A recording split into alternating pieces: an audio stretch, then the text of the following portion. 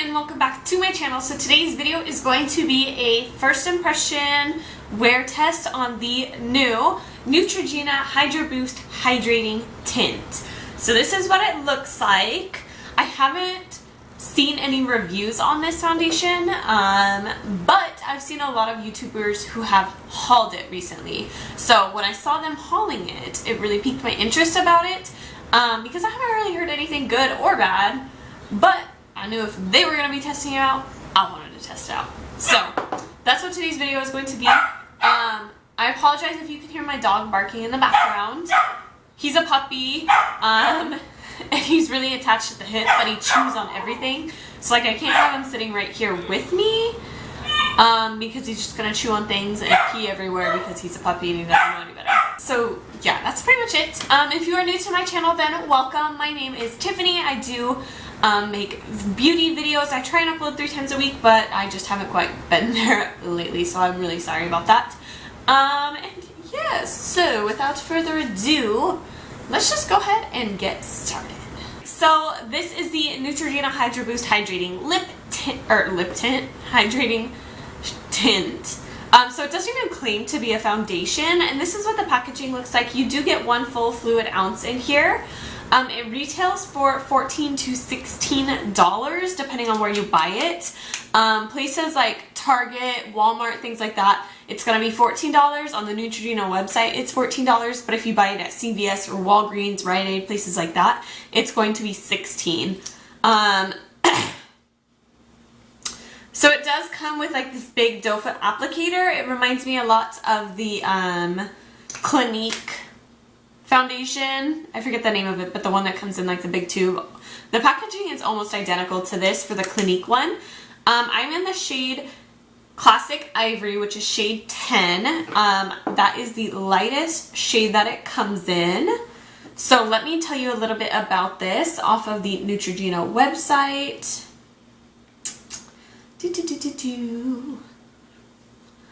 Alright, so it comes in 10 shades like I said.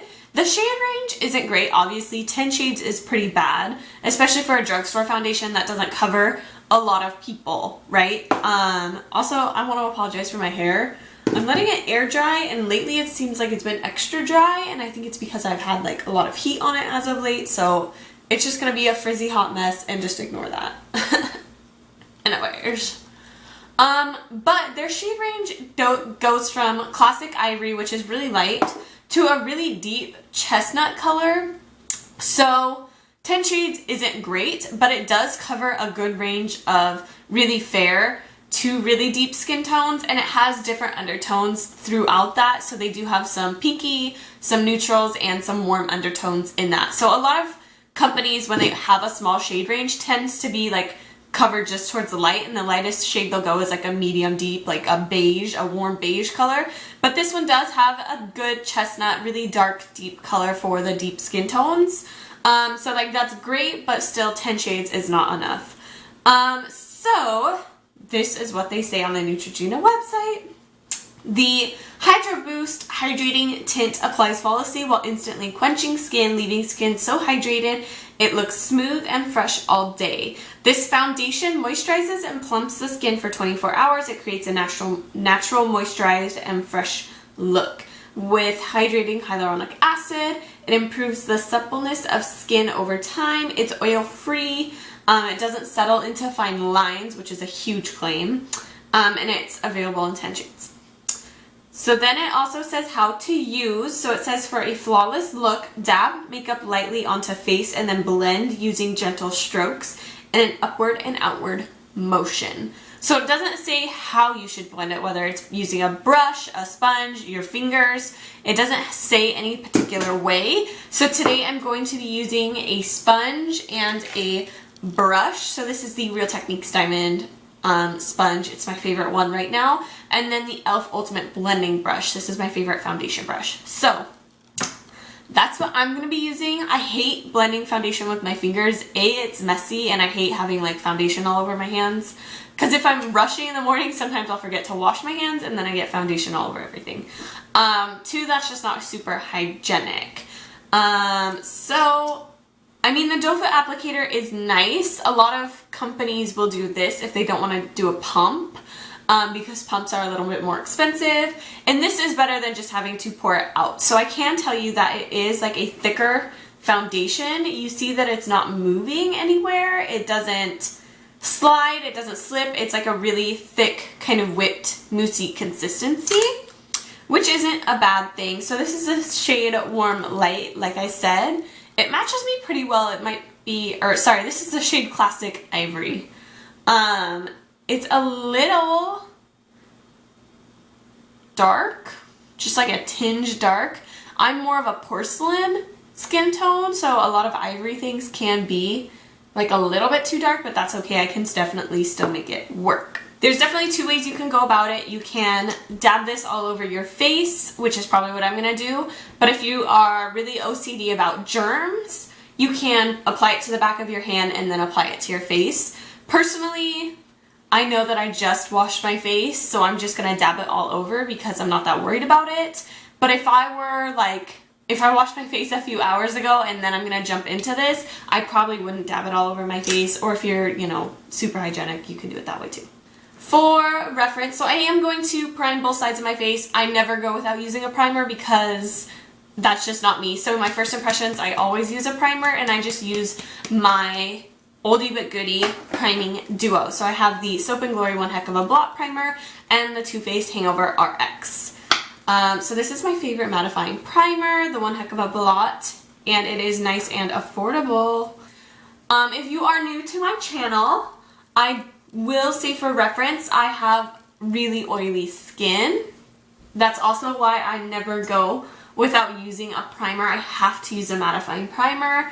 And I use the same one literally every day. I don't switch out my mattifying primer because this one works great for me.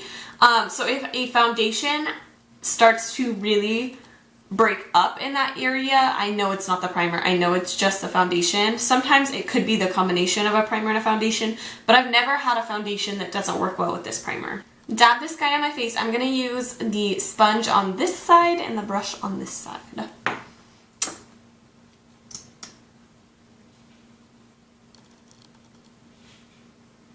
Doesn't say like how much you should use. You get quite a bit out of the thing on the applicator. So I have no idea. I'm probably putting on too much, but that's okay. We'll go like that. And now we'll apply it. I know it says go in an upward and outward motion. I'm just gonna dab it in like normal.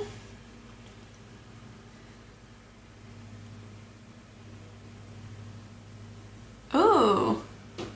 I don't know if you can tell, but it's already starting to oxidize on my skin.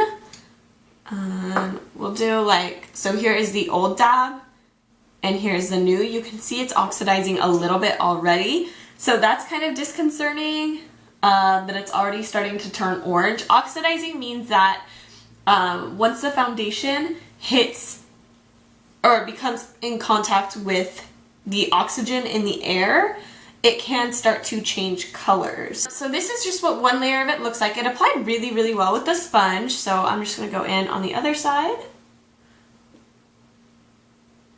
It is like a really, really lightweight coverage. So, I mean, if you like full coverage, I can tell you already that this is not gonna be for you, because this is extremely lightweight. It is just kind of like a tint color. Just kind of helped even up my skin tone is really all it did. So, like I said, I'm gonna go in with a makeup brush.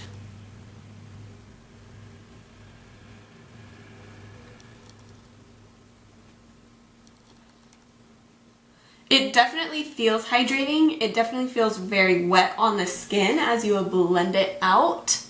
So I can definitely see the hydrating property.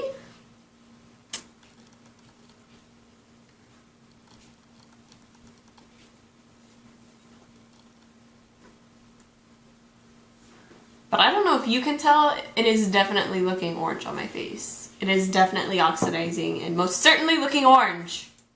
But looking at it, I think the brush gave me a little bit more coverage, which is expected with how hydrating it is. The sponge is going to soak up more of that moisture, but I feel like I like the sponge side better because it looks more flawless, which is also expected. I tend to see that the sponge is always more flawless than the brush, but the brush gives more coverage. So I think you could do it either way depending on how you prefer to apply your foundations. If you're more of a sponge person, you could use the sponge. If you're more of a brush person, you could definitely do that too. So I am going to go ahead and see if I can layer it up. You can see it does have a nice natural finish to the skin, but it is sticky, so you would definitely have to set this. And like I said before, it's not covering up anything. It doesn't cover up redness. It's not covering up any sunspots or discoloration that I had. But I am going to go ahead and add a second layer and see if I can build up the coverage of it. And I'm just going to use a sponge over my whole face this time.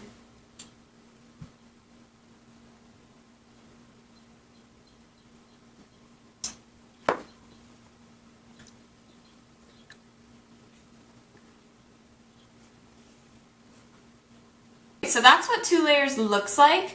It did build up to a nice, it's still really lightweight. Like you can see the redness that I have right here, this pimple that's right there. You can still see a little bit of redness around my nose. You can see the freckles. So it is extremely light coverage, but it built up really nicely and really seamlessly. But like I said, it definitely feels tacky. Like I can tell that it's still really tacky on my face. And it has oxidized, so it's more noticeable now that I have 2 layers on. I don't know if you're going to see it on camera, but definitely in person it's way noticeable that it is oxidized. So I can counteract that by just bronzing up my neck a little bit, but it's definitely noticeable based on the fact that I have like white right here. I can notice that. So overall, I mean, I really like it. I would say that I'm going to go ahead and do the rest of my makeup, and then I will be right back.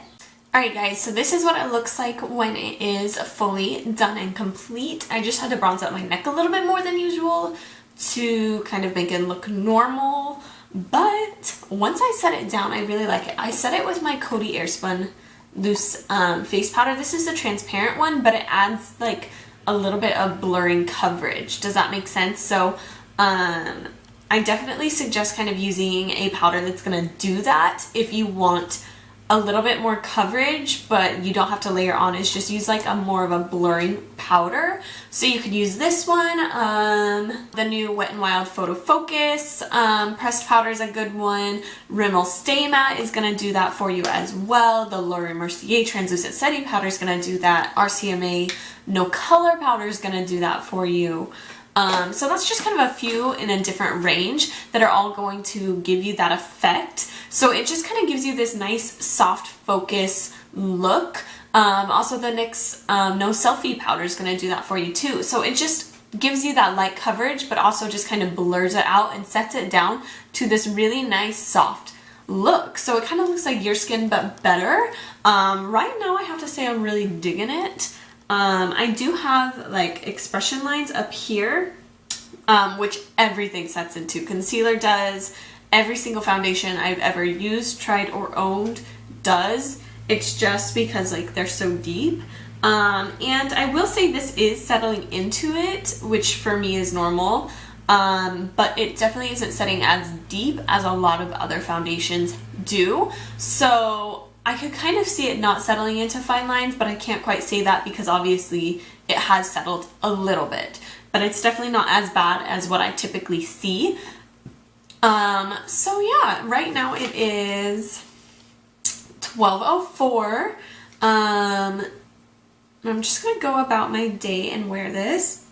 Right now it's 73 degrees outside. It's supposed to get up to about 78 today.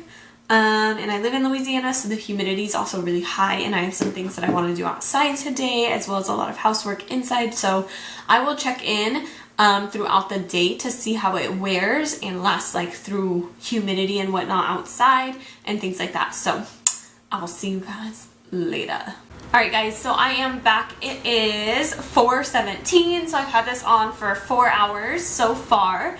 And I gotta say, I'm totally in love with this foundation. Like, so totally in love. I don't know if you're gonna be able to see on camera, but it is holding up so well. I went outside and I did a bunch of stuff. I had to clean my car. I was out there for about an hour doing that. And then I went out and I played with the dog. And let me tell you, it is definitely 80 degrees outside. It's bright and sunny and humid here in Louisiana. So for something like this to hold up so well under those conditions is amazing. I was also wearing sunglasses and it only made tiny little dents from my sunglasses, whereas most foundations will completely rub off. And I don't know why. Maybe it's because this one's so lightweight that it didn't do that. I don't know, but I'm a huge fan. I don't look oily at all. I feel like I have a little bit of oil building up here around my nose, kind of in the creases, but usually by this time I need to blot my forehead, my chin, the whole nose as general, like right here on my cheeks. Usually I need to blot at about now, and today I don't. So I'm extremely impressed with this. I'm still gonna wear it and kind of see about how much longer I can get out of it, and I'll check in with you guys later. But it looks like it might be breaking down a little bit here around my nose as well. And like, I don't even feel oily. I feel a little bit right there, like I can take some oil off. But normally by this time of the day, I definitely feel like I have a grease ball going on and I have to take a blotting sheet and go over my face. And today I don't feel that way. So I'm so far extremely impressed. But like I said, I will check in with you guys later and get another update. Alright guys, so it is the end of the night. It is 10 o'clock at night. So I've had this foundation on for 10 hours. And I'm literally in love with it. I know that it's going to be a staple in my foundation collection. I'm really sorry if I'm like super shaky. But I just came in from outside. We just took the dog on our like evening walk that we always do right before we go to bed, and it was extremely humid outside, and it still doesn't look that bad. Like, I'm oily and I definitely feel like I have to blot, but after 10 hours of wear, that's pretty impressive that I just now feel like I am to the point that I need to blot. Like, I can definitely get some oil off and I'm getting a little bit of transfer, and it's at that point when I know that I have to blot. If I wipe my face, I can feel like I'm just going to wipe away all of the foundation, whereas in an area that I'm not so oily, it's not going to be that way. So it definitely hasn't disappeared. My bronzer and my blush and my highlight that I applied earlier are still there. It has faded a little bit, but it's definitely not the worst thing that I've ever seen, especially for how sheer of a coverage it was. I'm really, really impressed. I think it'll work great for all types of skin.